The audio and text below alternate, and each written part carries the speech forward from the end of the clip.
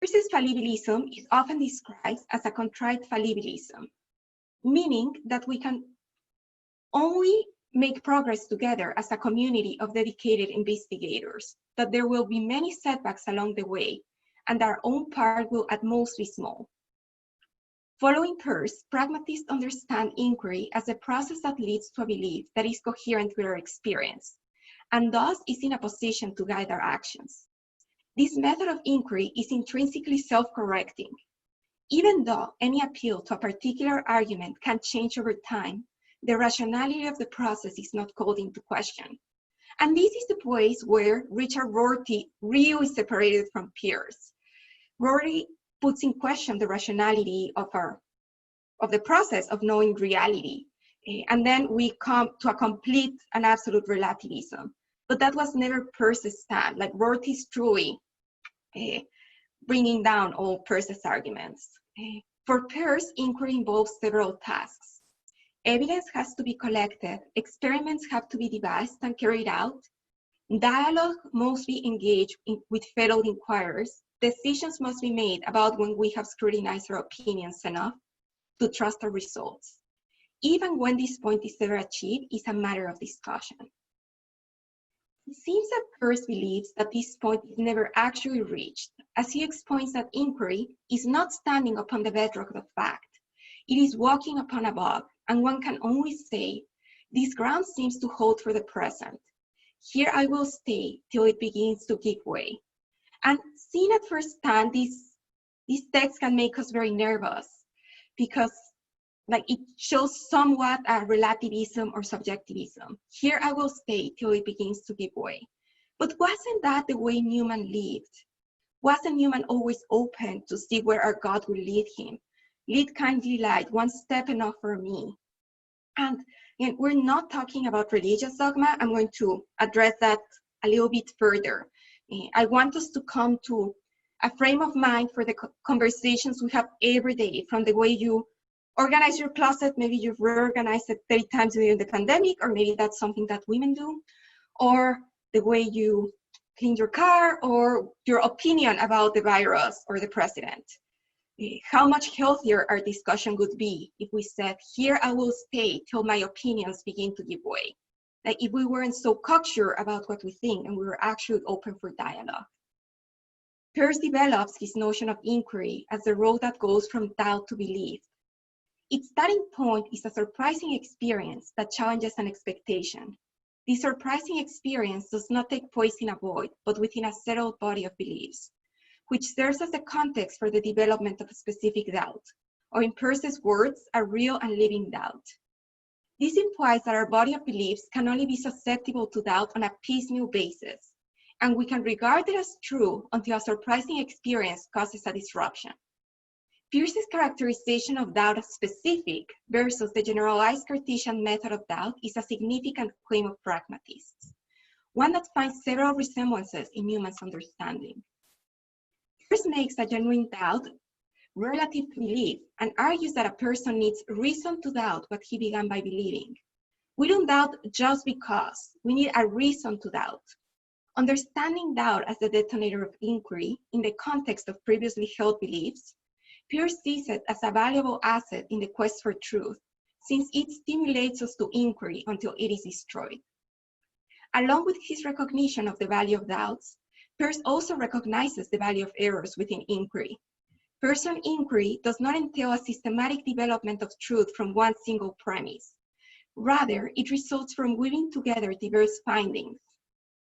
And Dr. Snyder, if I may refer to the testimony you gave last night, that I think it was very edifying for all of us, how you talked about your personal experience of the faith. It's not that you believe because of that sister you had in grade school. It's not that you believe because of your undergraduate studies or your experience with one of the sacraments. It's all these experiences together that sustain our faith. That's Newman's notion of the ilative sense. And bringing it to our efforts for evangelization that I imagine we're passionate about in some way or the other.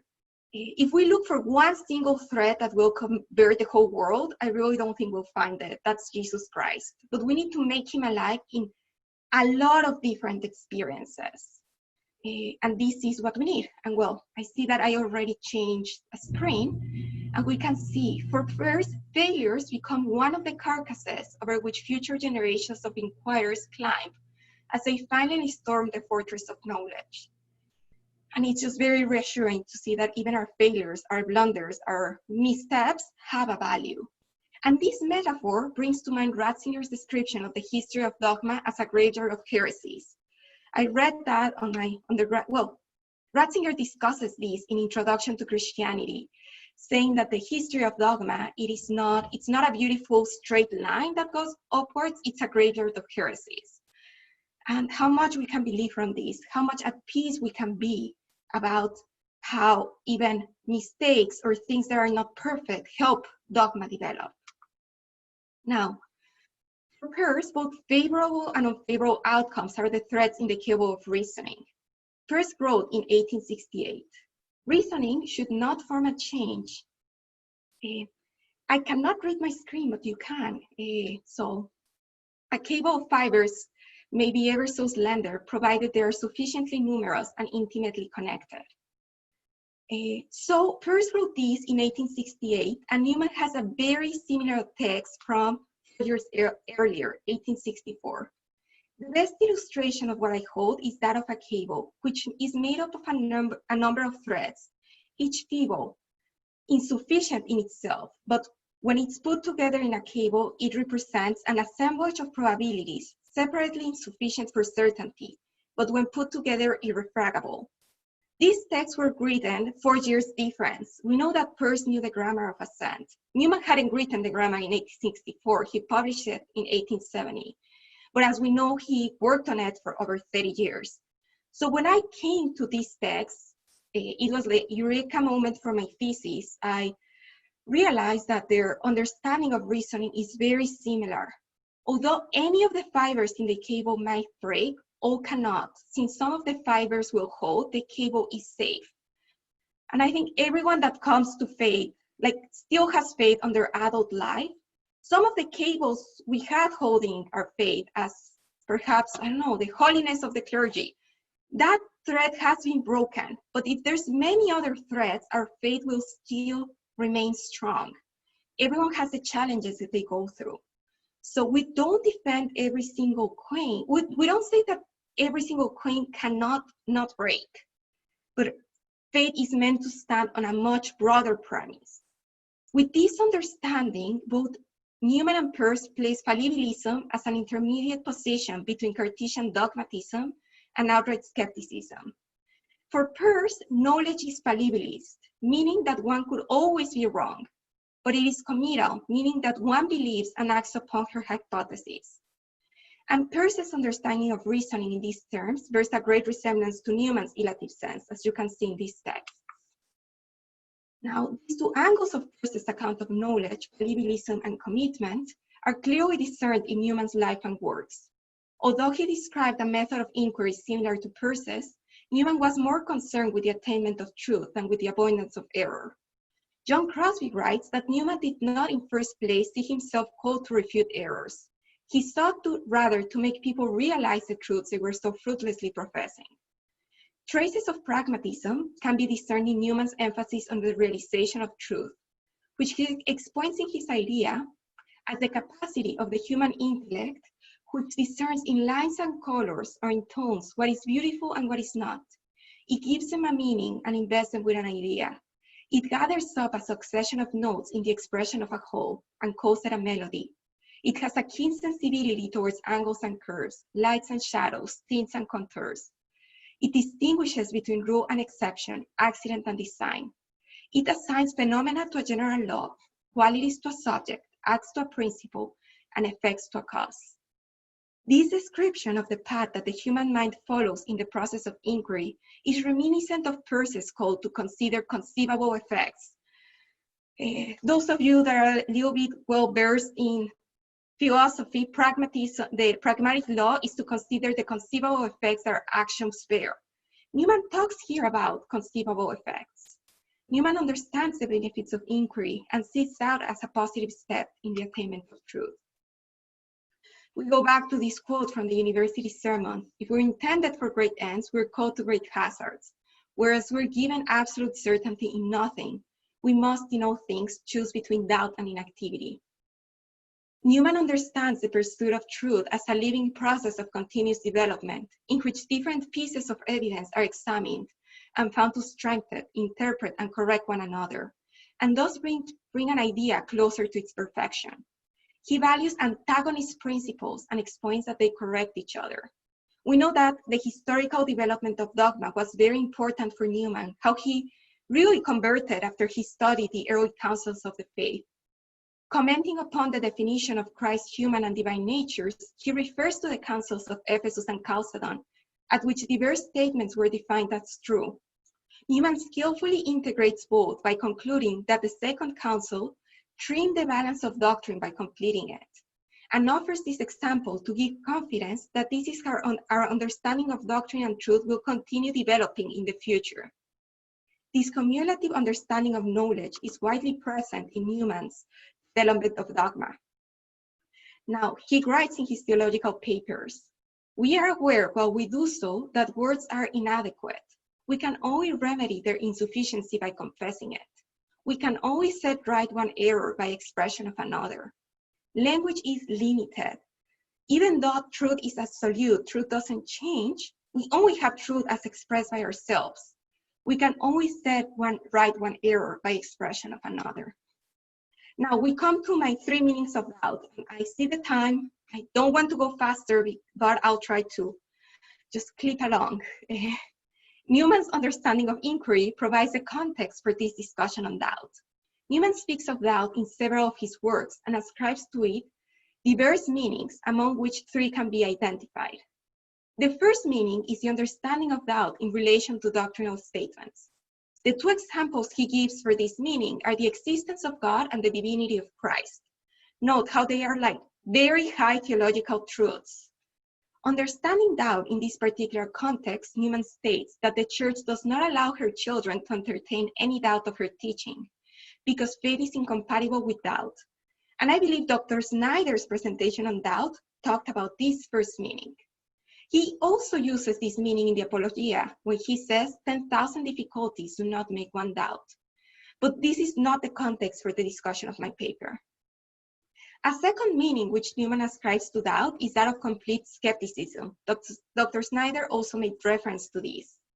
In this regard, Newman says, "There are writers who seem to go far beyond reasonable skepticism, laying down as a general proposition that we have no right in philosophy to make any assumption whatever, and that we ought to begin with a universal doubt."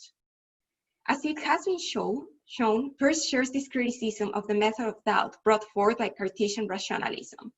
So Newman is not defending this. But Newman does admit that there's a reasonable skepticism, which introduces the third meaning.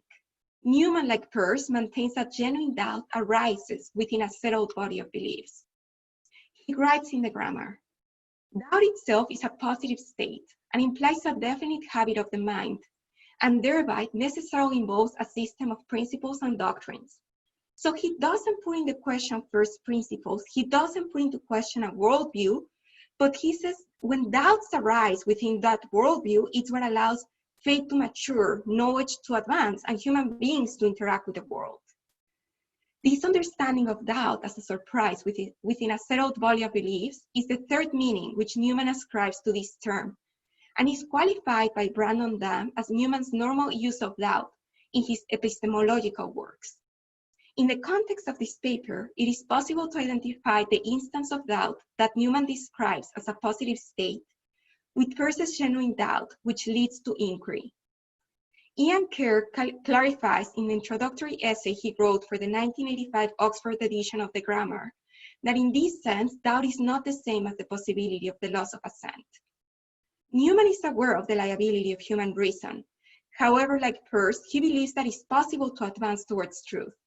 When Peirce talks about the process of inquiry, he refers to the community of philosophers. And Newman speaks of educated minds.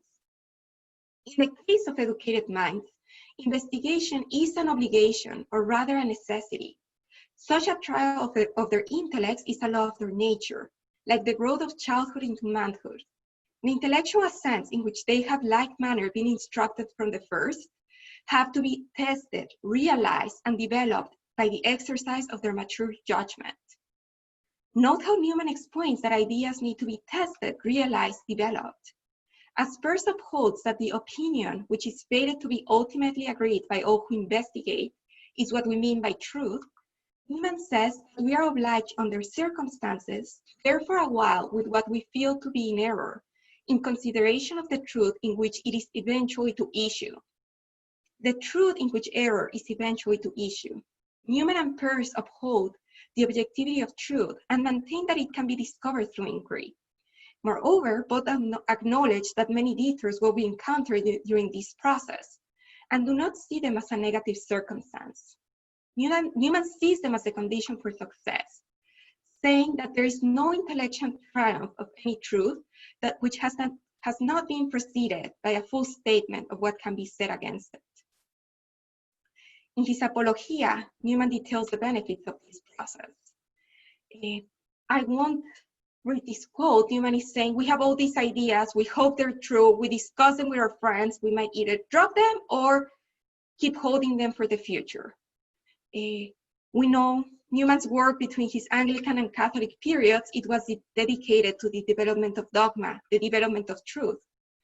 Then here I have a quote from the development of dogma that I'm pretty sure you know, so we won't read it. I'll read the first lines so you remember. There will be a general agitation of thought and an action of mind upon mind. There will be a time of confusion, and then the ideas play with each other until I go to the end. Thus in time it will have grown, its complete image as seen in a combination of diversified aspects, with the suggestion and corrections of many minds and illustrations of many experiences. The pragmatic notion of inquiry holds errors as stepping stones towards the attainment of belief. As he accepts fallibilism as an inherent human condition, Newman also believes that truth and error are often found together, and that this is not an obstacle for truth. Error having always some portion of truth in it, and the truth having a reality which error has not, we may expect that when there is an honest purpose and fair talents, we shall somehow make our way forward. If my paper is something, it's like an apologia for debate, an apologia for discussion, to share an ideas for others instead of shutting down the argument. And then Newman says, we can see here, in scientific research, error may be said without a paradox to be in some instances the way to truth and the only way. Newman is not afraid of errors. Now we come to our conclusion. As it can be seen for Newman and Peirce, the search for truth is not a straight path, nor is always luminous. Nevertheless, is ultimately fruitful. Both recognize the crucial role that doubt and error play in the pursuit of truth, and see them as building blocks in the edifice of knowledge. In this regard, Newman sustained that truth can only be discovered through a laborious process of inquiry, a thesis which finds ample resonance in pragmatism. Classical pragmatism, particularly the line of study that developed from the writings of Peirce, is compatible with a realist metaphysics and epistemology, and with a firm commitment to the truth. Further, it incorporates the liabilities of human reason, and offers substantial resources for the exercise of philosophy that can prove to be fruitful if undertaken with an open mind and a trusting heart. A commitment to the truth acknowledges that certainty does not result from the complete exclusion of every doubt, but rather from the accumulation of probabilities that when put together become irrefutable. A person who's committed to the truth admits to being challenged by others and by her own developments, and does not see in these questions a threat, but rather an opportunity for growth. This understanding of certainty as the accumulation of probabilities, which by their very nature admit doubt, is the basic idea behind Newman's ilative sense. To illustrate this principle, Newman used the image of a cord made up of a number of threads, each feeble in itself, but when bound together, sufficient as an iron rod. Being aware of the inherent limitations of human reason, and recognizing that in many instances, error might be the only way to truth that will eventually become clear, Newman invited his contemporaries to embrace doubt as a pathway to truth and not be disconcerted by detours in the process. Not only through his writings, but especially through his life, John Henry Newman provides a clear, valuable, and relevant testimony of a life that integrates the lights and shadows, doubts and certainties, dissonances and harmonies of our human existence, and remains firmly and joyfully committed to the truth. May his witness strengthen us to do the same. Thank you. So I need to come back and do this. Okay. Sorry. Marial, thank you so much for that wonderful presentation. You were getting a lot of muted clapping. So Okay. if you just saw the hand, this seal clapping in the background. We have 17 minutes Great. for Q&A. Yeah, the presentation was spot on in terms of timing. So Marial wants a dry run for her dissertation defense. So hold nothing back, especially Father Liddy, because we know that he's going to come in pretty hard. So, but anyways, the floor is open. Just go ahead and unmute yourself first, then make your comment. Make sure you're unmuted before you comment. Marial, this was beautiful, and I sure appreciate your thoughts and your efforts. A couple things came up. I kept hearing universal knowledge and the philosophical habit of mind. Yeah. Well, it seems like these are the cable that you're talking about. Also, at the end, I had the image on the road to Emmaus of being in error and then being led to truth. You know, I think that's a kind of a nice, appropriate image for what you were saying. Yeah. And then finally, I loved your distinction in doubts, in different forms of doubt. I pulled out a quote that I had yesterday from Discourses to Mixed Congregations on Faith and Doubt, Discourse 11. And the quote is, "Faith is not a mere conviction in reason. It is a firm assent. It is a clear certainty greater than any other certainty." So that piece, I think, summarizes what you were doing with your first part of doubt, you know, which what I was discussing. But I thought it was a great distinction because your paper's like on philosophy. Yes. Mine was on faith. And I think Newman separates those two beautifully, faith and reason. But thank you. No, Ron, and if I may comment to the image of the road to Emmaus, I won't be able to tell you where it is, but Newman's, it's in the idea. I just don't know where in the idea. When Newman talks about knowledge, he says that it's like going up a mountain and we take different roads and we need to turn around in order to find our path. And if we're just going to get annoyed because we cannot continue going in our path, we're not good climbers, so we should just give up and not even try. So, I mean, in Newman's way, the way he do it so masterfully, he really reprimands people who are not willing to detour, as it's what the disciples of Emmaus did. So, yeah, I think that's good. Now, about the distinction between philosophy and theology, maybe that's one of the difficulties with Newman, because the sciences were not as divided in his time.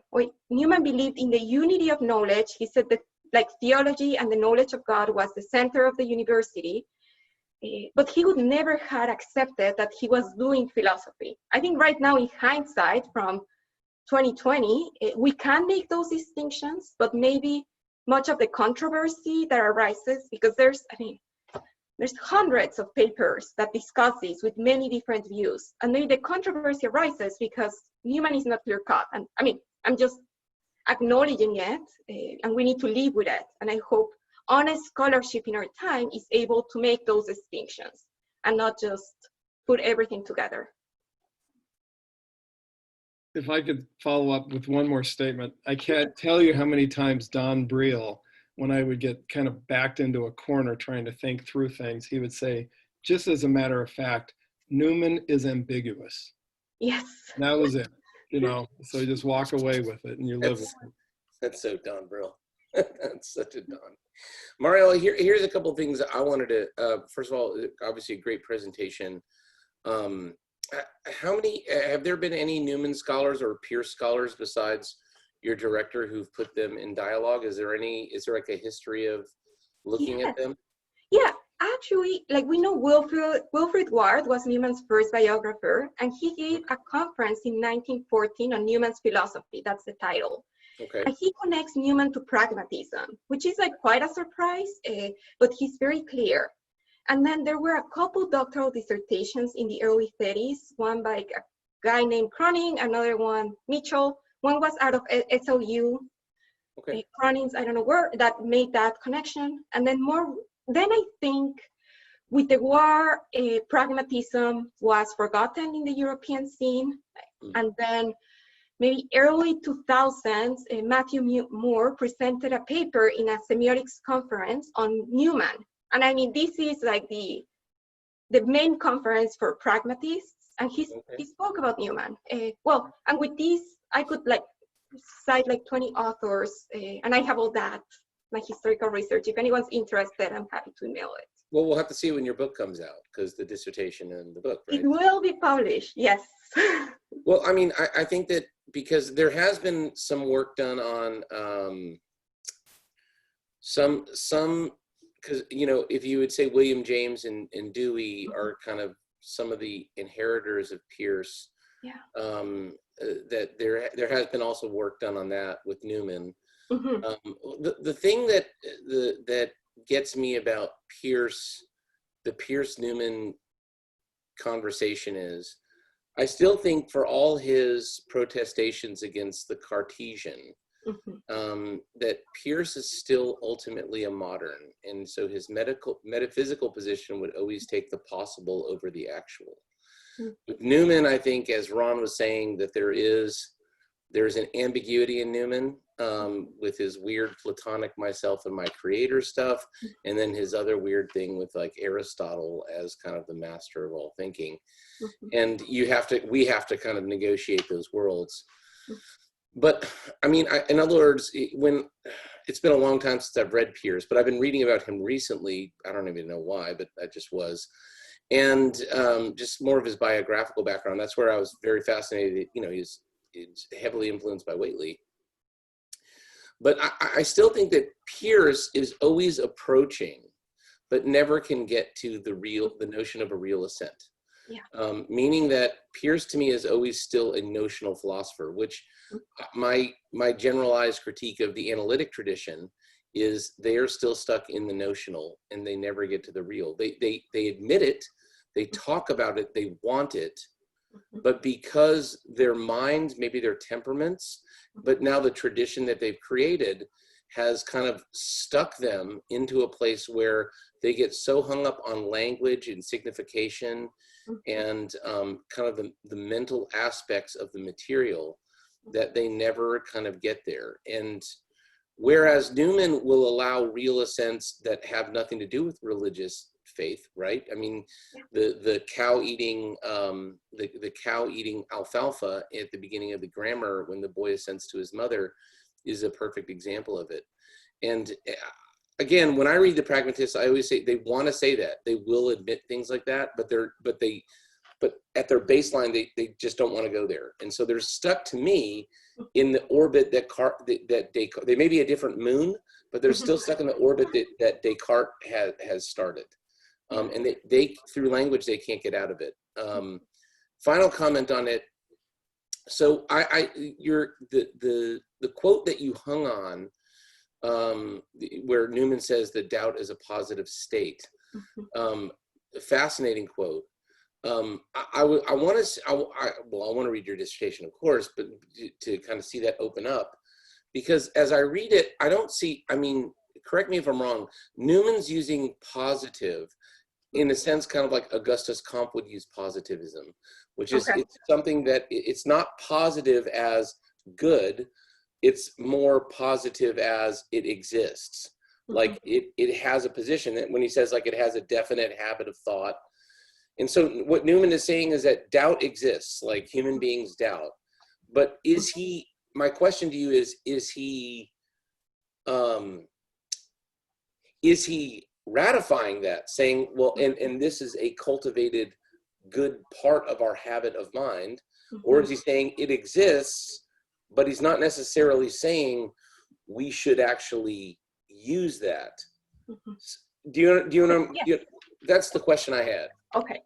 Let's see. I'll start by the end, and then I'll go to the beginning. Okay. I would need to read much more in context, again, that quote, like doubt as a positive state.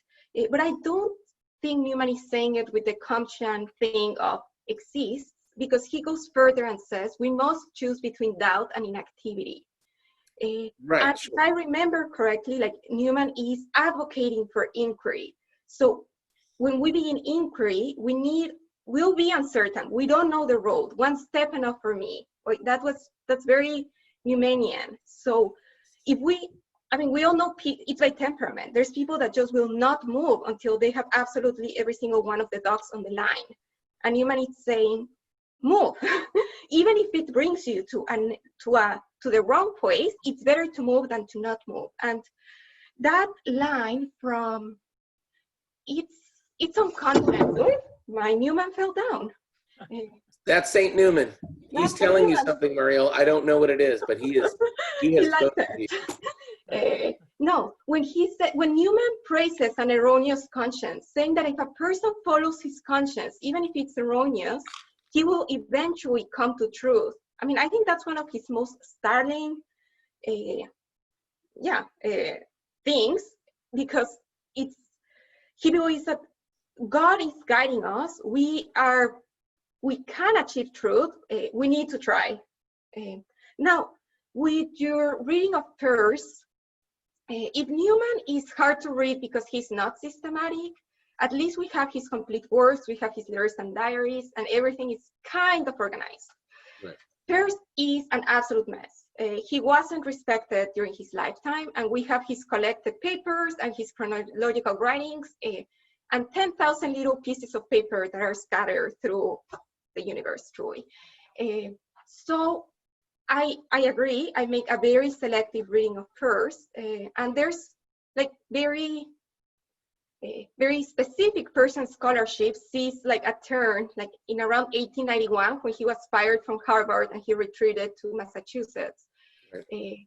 He became much more of a realist. So there's a lot of work on Peirce saying that he does embrace realism, and that he throws Descartes out the window. And I'm thinking of a quote I have in my dissertation when Peirce says, like, the first thing we need to do if we want to do philosophy is like throw Descartes out the window, and he does it.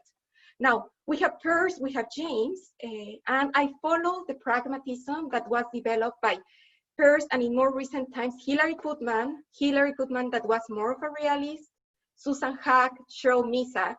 So pragmatists discovered like two lines. From James came Rorty and relativism. From Peirce came Misak, Susan Hack, and realism.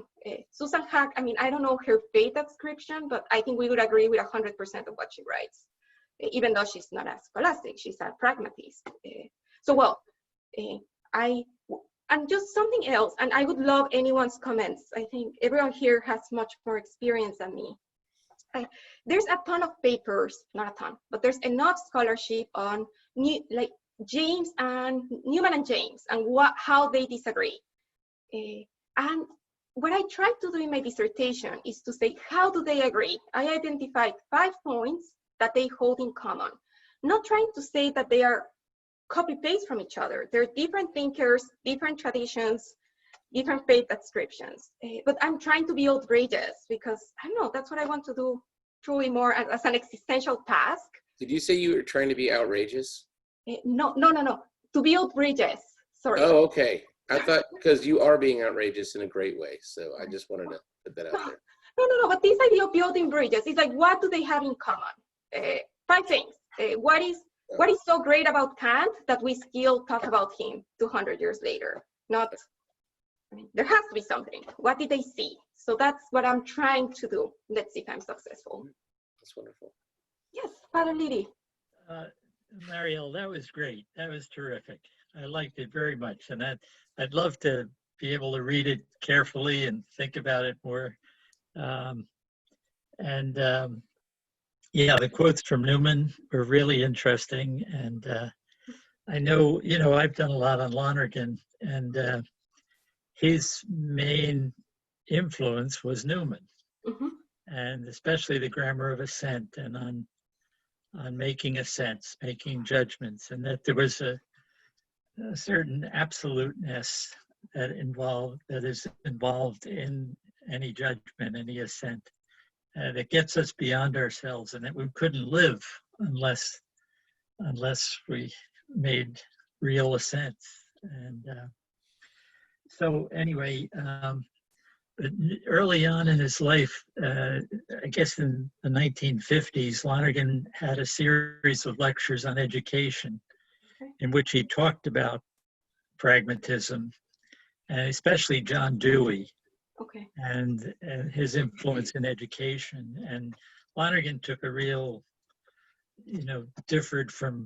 definite difference from Dewey. And but more recently, someone named William Shea, who taught at St. Louis University, wrote a book on pragmatism. I don't know if you've seen it or not, but he takes Lonergan to task for not appreciating what is in the pragmatic tradition, especially Peirce, I believe. And so anyway, it's just, you might take a look at that book by Bill Shea, and compare it, someone who was influenced very much by Newman, especially the notion of assent, and a more benign reading of the pragmatist tradition.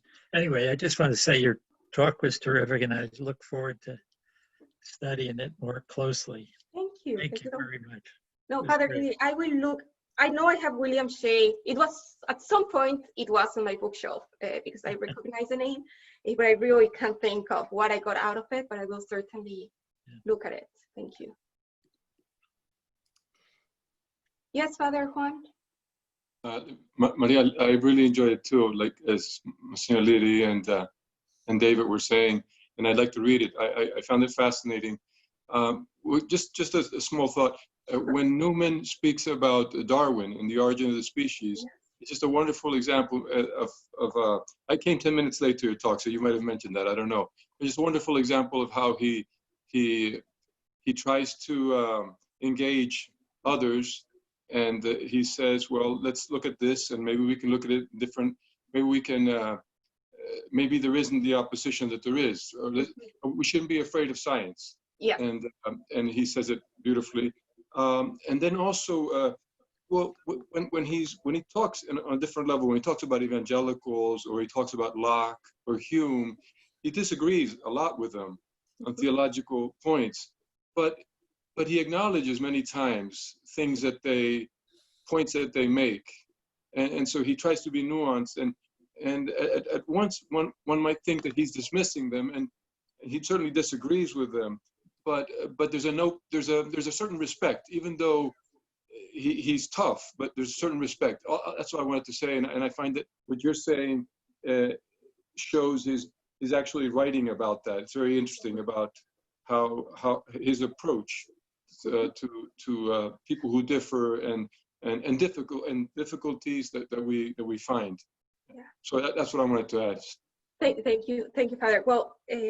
First, something that I find fascinating, that letter between Newman and Darwin, I don't have it off the top of my head who he wrote it to, but his same interlocutor is the one who he wrote about the ilative sense. That quotation that I put between Peirce's abductive reasoning and Newman's ilative sense as a cable of many threads, he's writing it to the same person, and it was some years apart.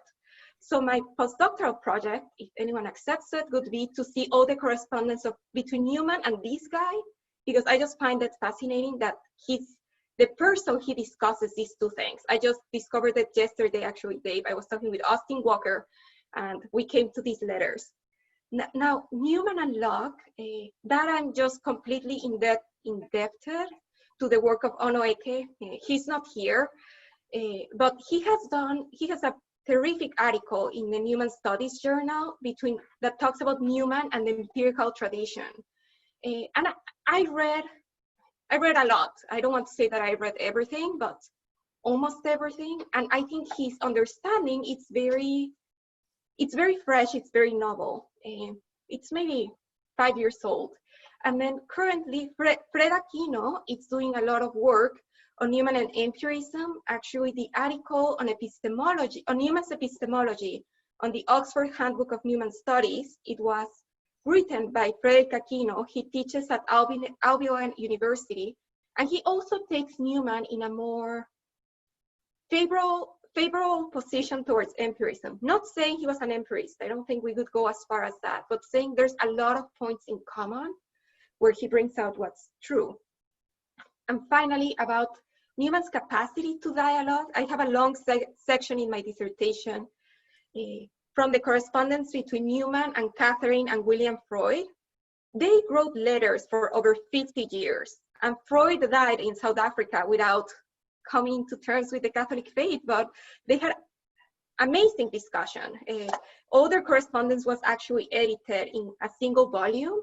And I don't know, I find it just very refreshing to read for our efforts of engaging with the world. I mean, if we are meant to change the world, we might as well like it. That was Bishop Barrett yesterday, his little tweet was, we cannot change a world that we hate, so can we start liking it, please? And that's kind of fine. And of course, that was the backdrop to a lot of the Grammar of Assent, those letters with Freud. Yeah. Well, that's wonderful. I think we need to cap it off there. We have a new presentation coming up in just about